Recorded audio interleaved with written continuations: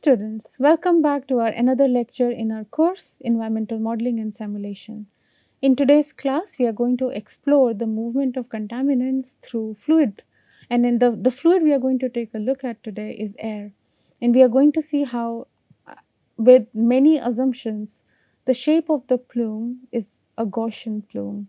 And while Gaussian plume may be something you have studied already in your BTech classes, or in your earlier bachelor classes in your undergrad, we are going to derive the Gaussian Plume model and understand the principles and the assumptions more deeply.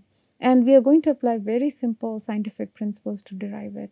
And you will see how using very simple basic fundamentals, we can derive equations, we can derive models for seemingly complicated flow of contaminants, pollutants, or targets through fluids. Before we jump into modeling the transportation of pollutants through fluid, it is important to understand the very simple concept of conservation of mass. How does it work? What is it? Briefly, conservation of mass says that the mass can neither be destroyed nor created. And this principle is applied when we are deriving the movement, the transportation of pollutants through fluid. So very briefly, let's look at three different kinds of control volumes and then try to see how conservation of mass is applied. And with that as our background, we are going to start deriving the movement of pollutant through air. Conservation of mass is basically that the net movement of mass through the control volume will be equal to 0. So let's look at the simplest kind of control volume that we have. We have a fixed control volume. It's not changing its shape, it's not changing its size, it's not moving. So the volume is constant for this control volume, and it's not moving, so the velocity is also 0. Now in this control volume, there might be, let's say this is a closed control volume.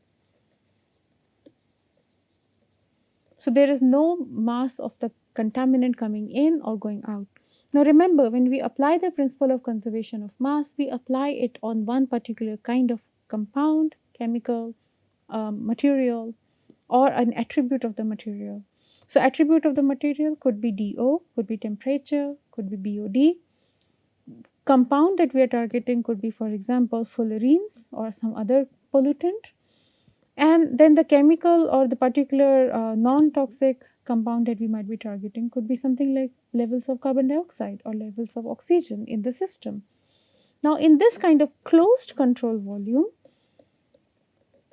there is no mass coming in, there is no mass of whatever we are targeting. So let's say we are targeting chemical A. So mass of A coming in is 0, mass of A going out is 0. We already have mass of A here, so let's say this is A, so some existing mass of A is already present, and let's say there is some kind of chemical reaction happening inside the control volume. Maybe there is some generation, maybe there is a generator here which is increasing the mass of A that we are targeting in the control volume. Maybe there is a degrader here which is degrading the mass of A within the control volume. So in this situation, if we want to apply the conservation of mass, it will look like this: mass coming in. Now conservation of mass, because we are interested in dynamics, modeling is a study of dynamics, so we are going to do it per time. The rate at which mass is coming in, which in this case we know is 0, plus the rate at which mass is being generated in the control volume, this is control volume,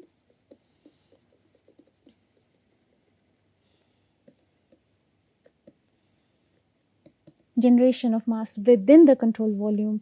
So notice we are separating the mass that's coming in with the mass that is being generated within the control volume, minus the mass that is, so generation is happening again per unit time, so it's the rate of generation, minus the rate at which mass is going out,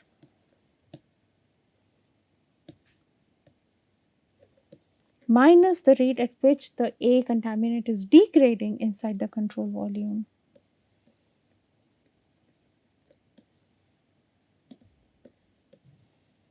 Now, if we add all the terms which increase the mass of the contaminant in the control volume, and we subtract all the processes that decrease the mass of the or concentration of the contaminant A in the control volume, conservation of masses, all these will be equal to 0. The rate at which mass is increasing, the rate at which mass is decreasing, the rate at which generation or accumulation is happening, it can also be accumulation in different kinds of reactors. So now in this situation, since it's a closed control volume, dm in by dt and dm out by dt become equal to 0, which means what we are left with is rate at which generation of the contaminant is happening minus the rate at which degradation is happening, and let's say for some reason there is an accumulation also happening, so plus the rate at which accumulation is happening is equal to 0. This is how we'll apply the mass principle here. This is known as batch reactor.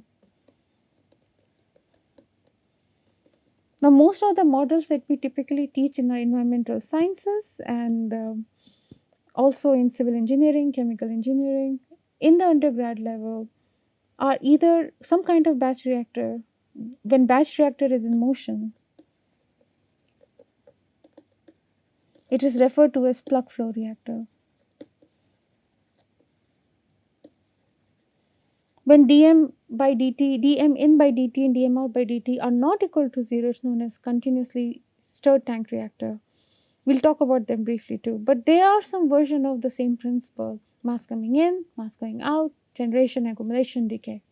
We are conserving the mass. Now let's take an example of batch reactor in motion.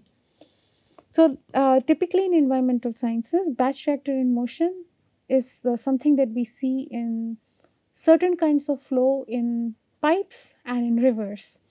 So the way I like to think of batch reactor in motion is, let's say you have a closed container, you have some reactants in it, you have some mass of A, the contaminant that you are targeting, and then there is some chemical reaction happening with which there is generation of A happening, there is decay of A happening, there is no mass coming in, no mass going out. This is a closed container, and this container happens to be sitting on a train, and the train is pulling the container from one city to another as the reaction is happening. So for example, let's say we have a washing machine or a dishwasher in the train. You know how we have pantry services in certain train. So if the dishes need to be washed, the containers need to be washed, and we have a dishwasher attached to the train, or let's say in case of the bio toilets in the train, we have toilets in the train and they are moving with the train. The reactor is moving with the train. It is closed, it's neither releasing anything. And let's say in case of dishwasher, as the washing is happening, it is not getting more dishes or more dirty food inside it. These are batch reactors in motion. These are called as plug flow. Now let's say we have a series of such batch reactors that are right next to each other.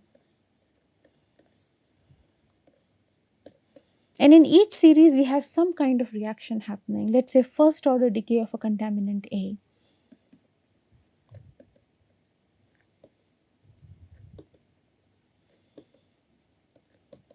Now these are all closed reactors and they are on one train and they are all moving with the same velocity v.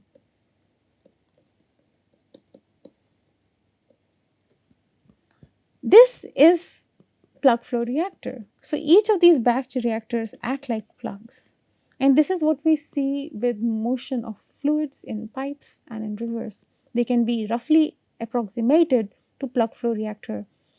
There is, now this is the beauty of it, there is barely any mixing between the batches, between the plugs.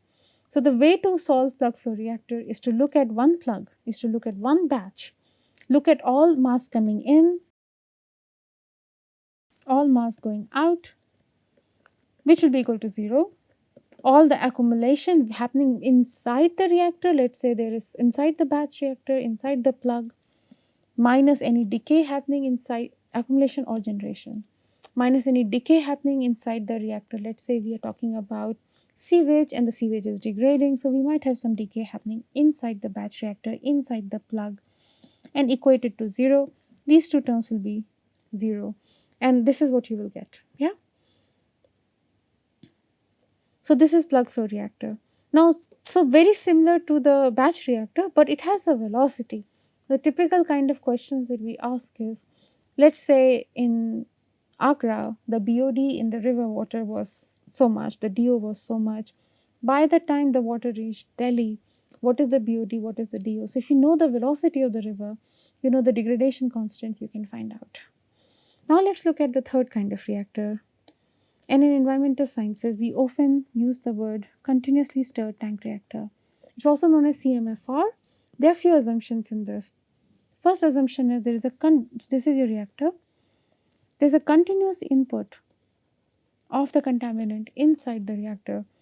There's a continuous output of the contaminant from the reactor. So this is C in, the rate at which contaminant is coming in.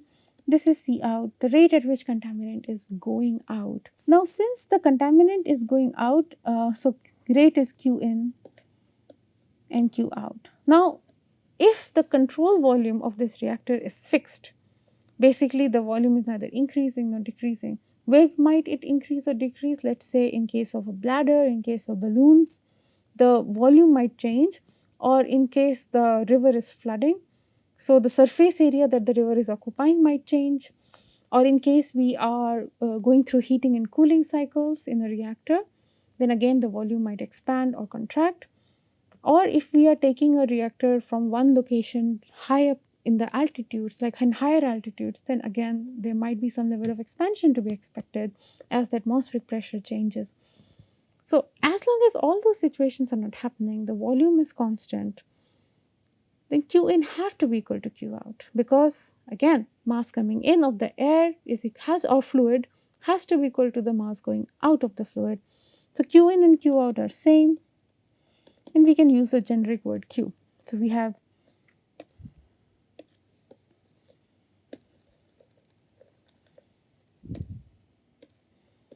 QC in, QC out. Mass coming in is QC in, mass going out is QC out. Q is the flow rate, so it has inherent per time, volume per time, mass per time attached to it. Now let's look at QC in. Typically in environmental situations, if we have a known source, let's say there is a chimney and there is a certain pollutant that is being emitted from the chimney, let's say black carbon. We know the concentration of black carbon. It's easy to measure at the point source. C out is little tricky because we do not know how, once the C in comes, there is, let's say, degradation happening of the contaminant that we are tracking. Let's say the contaminant is sulfur dioxide. So maybe sulfur dioxide is degrading, maybe it is getting washed away by acid rain, maybe there is accumulation happening, maybe there are certain industries within this reactor that are emitting more sulfur dioxide. So this is a chimney and it's emitting more sulfur dioxide. So maybe there's accumulation or generation of the contaminant happening inside the control volume. We do not know what concentration of the contaminant is when there is an outflow happening. So we make a very simple assumption, and the assumption is that this is a perfectly mixed reactor, which is not always true, obviously, but we assume perfectly mixed conditions.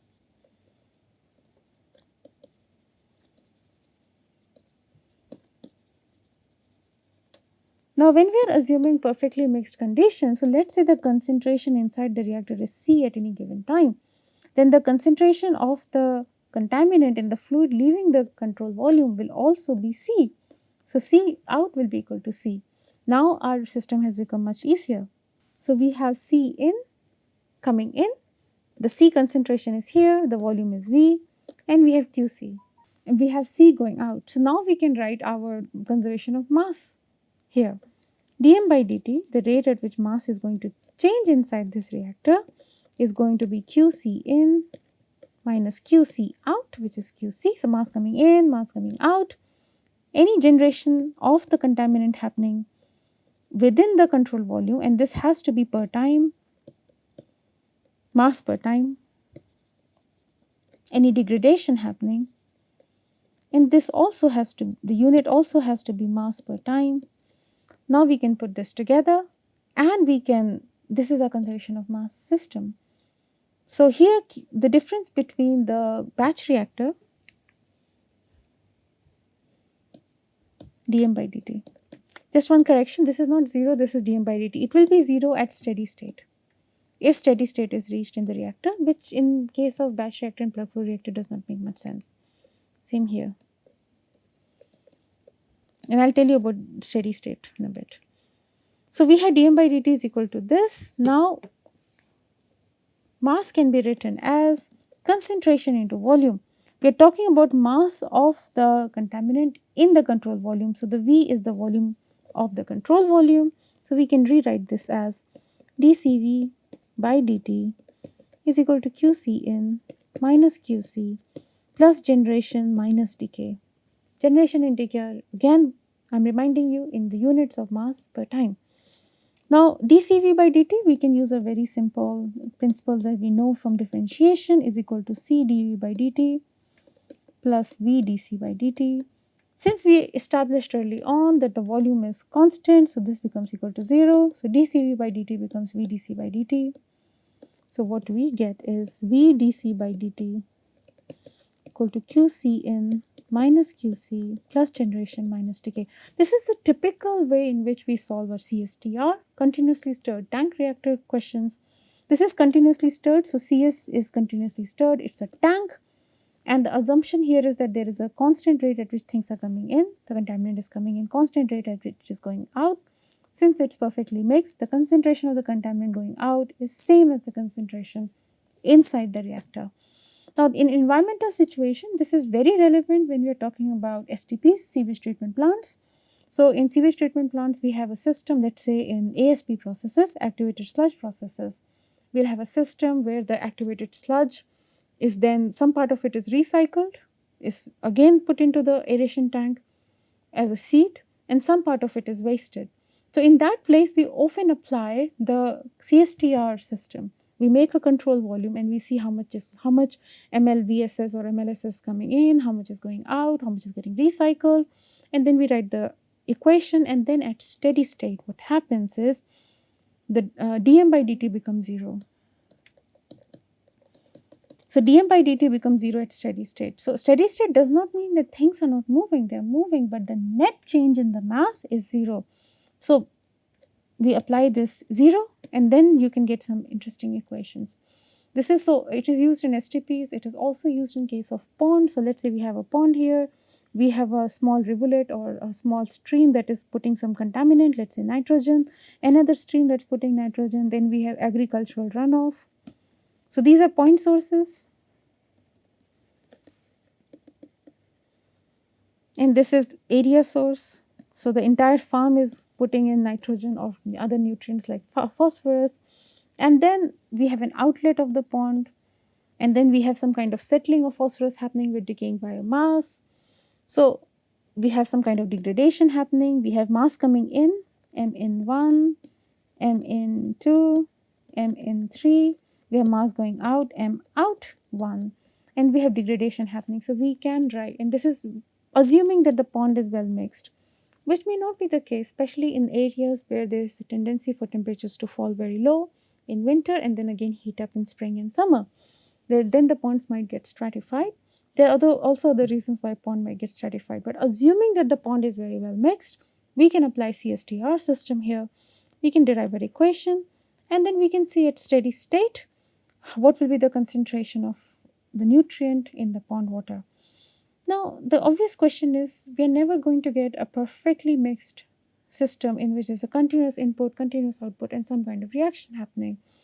So let us take another example. So let us say we have a room here, right, and there is a fan here. So the fan is trying to create some kind of mixing, and let us say there is a contaminant coming in through a window. So the reason I have such a big pipe here is because it is a window. Window is a big, right, the contaminant coming in. So this is C in, and then there is one window here, let us say one window here and one window here, okay, right. So contaminant going out, C out 1, contaminant going out, C out 2. So we have C in 1, C out 2, C out 1, and let us say generation and decay are 0. Now in this situation, since the fan is lopsided in one side of the room, there will be areas in this room where the air will be stagnated. There will be no perfect mixing, except that there will be some concentration coming in. So let's, there will be areas, okay, this needs to be repeated, so delete this part. So there will be a zone of stagnation. So let's say the air is sort of stagnated here, practically stagnated in this area. Now if I ask you to find out the mass of the contaminant in the room or the concentration of the contaminant in the room, it is very important to account for this area of stagnation. So now you don't have a perfect CSTR. Now because the air is always moving, we have diffusion happening in the air, and once I am done talking about these conservation of mass applications, we are going to talk about diffusion at some length, because diffusion and dispersion are very important part of the Gaussian Plume model that we are going to derive. So there is always some diffusion, there is always some mixing happening, even though we do not have a mixer, we do not have a bulk action mixing, we always have passive mixing happening. So some mixing will happen. So let us say there is some ventilation happening here between the stagnant air part of the room and the well mixed part of the room. So in this scenario, what we can do is we can treat this as a two-room problem with a window in between where there is some level of mixing happening, some level of C in and C out happening, and then we can write equation. We will get a 2D system. Let us take a quick look at it. So let us say the volume of the well mixed part of the room is given by V1, the volume of poorly mixed part of the room is given by V2. So here the in is C in 1, this is C out 1, this is C out 2, and the ventilation rate here. So the flow rate, we have to write the flow rate also. So we have Q in 1, Q out 1, Q out 2, and here the ventilation rate is QV, to show that this is the ventilation rate between the well mixed part of the room, which is blank, and the highlighted part of the room, which has relatively stagnant air. So now we can write down this as so. Let us say in the well mixed part the concentration is C1, in the stagnant part the concentration is C2. They are not communicating with each other. So now we can do this in multiple ways. We can assume homogeneous concentration in the stagnant part, which is what I am assuming here, or you can further split it into different contours, where each contour represents a particular concentration. You can divide this into other zones with various levels of mixing, but we are keeping it simple here. So now we can define, now we have three different volumes here: the entire room, the well mixed room, and the stagnant air room. Clearly V1 plus V2 is equal to total volume, Q in 1 plus conserving the fluid, we get Q in 1 is equal to Q out 1 plus Q out 2. Now let us look at the well mixed part of the room as a control volume. So this is our control volume.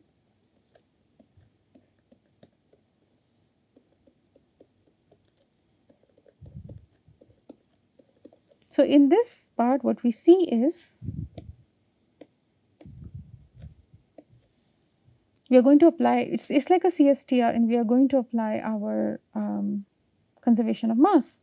So dm by dt is equal to mass coming in, which is Q in 1, C in 1, mass going out, which is Q out 1, C out is equal to C1, minus the mass of air going to the stagnant part of the room, relatively stagnant part of the room, minus QV C1, right. So this is, there is no accumulation, there is no decay. So accumulation minus decay are 0. Okay. So this is the equation we get. V dC by dt, V1 dC1 by dt is equal to Q in 1, C in 1, which are constant. Let us say atmospheric concentration is constant, or maybe it is not. Q out 1, C1 minus QV C1. Now let us write, this is equation 1 for the first part of the room. Let us write the equation for the second part of the room. Again we are conserving mass, dm by dt is equal to concentration coming in, which will be QV C1.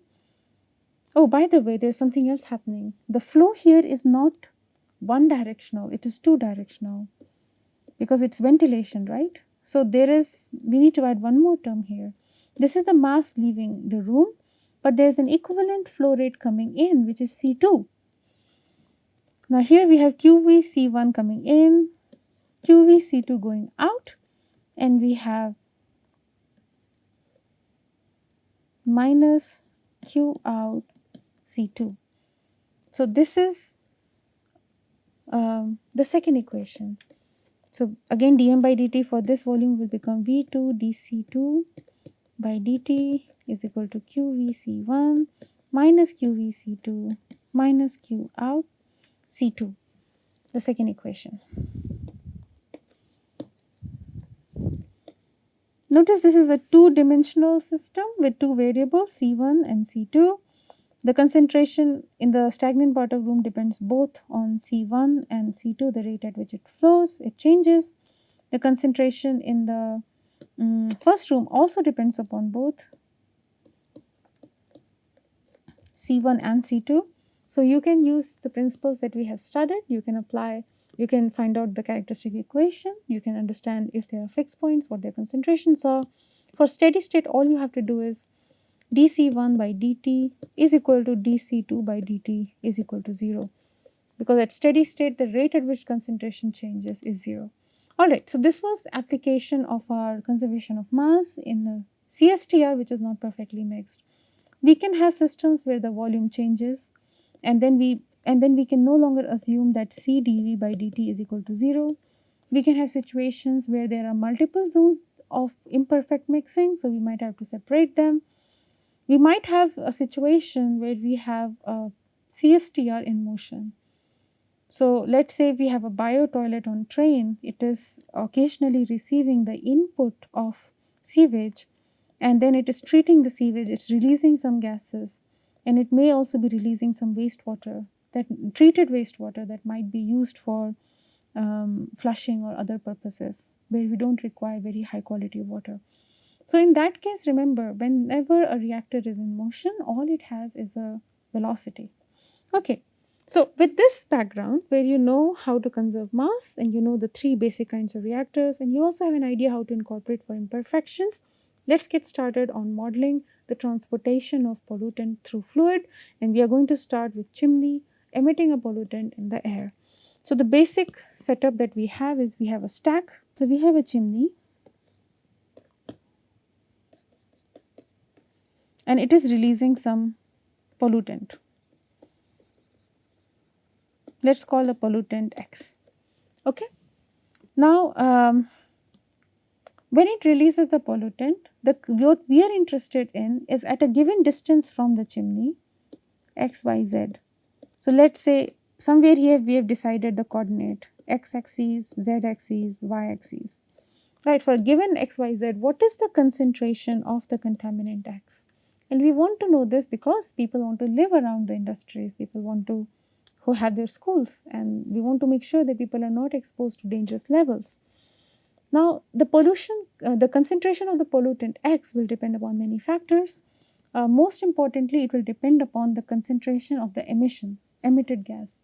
If we are emitting very low amount of the contaminant, the concentration in general would be low. If you are emitting high, then the concentration in the environment would be higher. That's the reason why we have particulate matter removal, we have strippers, SO2 strippers installed in many chimneys, so that when the emission is low, the ambient levels are low. The other thing it would depend upon, so one is emission rate. The other thing it will depend upon is the stack height. Stack is the technical term for chimney. You can use them interchangeably.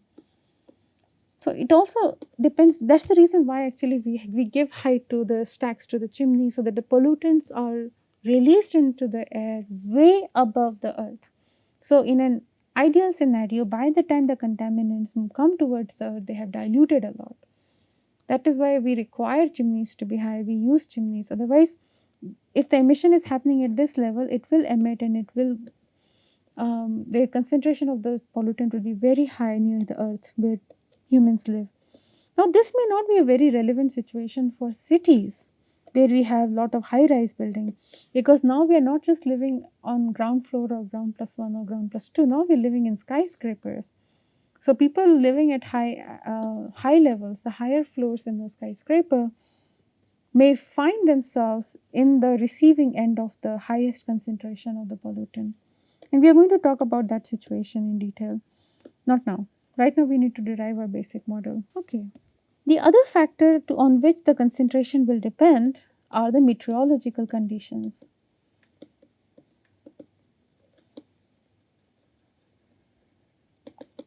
So meteorological conditions are like rain, sunlight, whether there is lot of vertical mixing happening. If there is lot of vertical mixing happening in the atmosphere, then the concentration will be lower because a good chunk of the pollutant will mix vertically and it will get diluted down. The other thing is that if it rains, then it's possible if the pollutant is water soluble or it is transported by water drops to the earth, the air might get cleaner. This is the reason why the air feels cleaner and typically is cleaner after a good shower, good rain. Okay, then there are other factors that will impact the concentration of the contaminant in the ground level or at any given position XYZ. One is the temperature profile. If the pollutant that is being emitted is cool, then it will have a tendency to move closer to the earth. If it is very hot, the thermal buoyancy will take the plume away from the earth, away from the ground and people living around the ground or the animals who live around the ground. So meteorological conditions are important, then the temperature of air vis-a-vis temperature of smoke. Let's say smoke is very cold but the air is colder, so relatively smoke is still warmer, it's going to rise up. Again, this is a different discussion, not relevant to this course, but please do look into adiabatic lapse rate and environmental lapse rate and how that affects the concentration of the contaminant in the air. In the next class, we are going to start deriving the models. We are going to look at the two-step process that happens when the smoke is emitted from chimney. This is all for today's lecture. See you in the next one. Thank you.